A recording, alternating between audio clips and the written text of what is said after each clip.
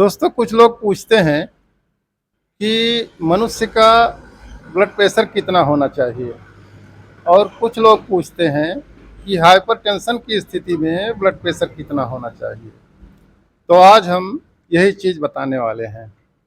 दोस्तों, हमारा जो दिल है ये हमेशा धड़कता रहता है और 1 मिनट में लगभग 72 बार धड़कता है।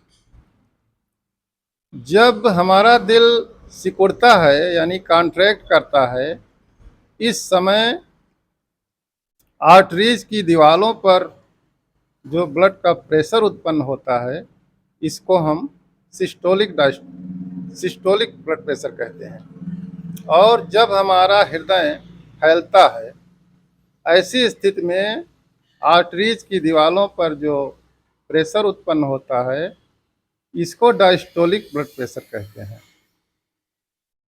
सामान्य ब्लड प्रेशर की 3 कैटेगरीज हैं।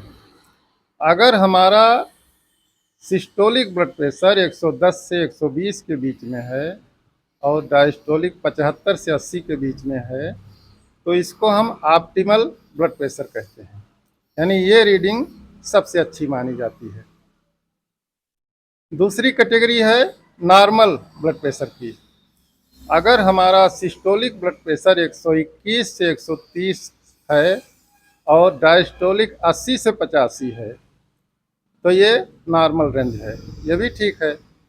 और अगर हमारा सिस्टोलिक ब्लड प्रेशर 131 से 140 के बीच में है और डायस्टोलिक 85 से 90 के बीच में है, तो इसको हाई नॉर्मल ब्लड प्रेशर कहते हैं, ये भी ठीक ही है।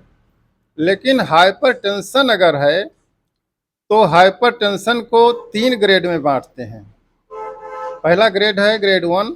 इसमें सिस्टोलिक 140 से 159 के बीच में होता है और डायस्टोलिक 90 से 99 होता है।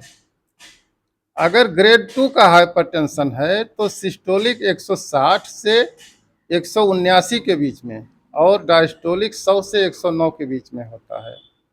अगर ग्रेड 3 का हाइपरटेंशन है तो सिस्टोलिक 180 से ऊपर होता है और डायस्टोलिक 110 से ऊपर होता है। अगर हाइपरटेंशन किसी भी ग्रेड का है तो हमें दवा लेनी चाहिए। अगर दवा नहीं लेंगे तो कॉम्प्लिकेशन का खतरा बना रहता है।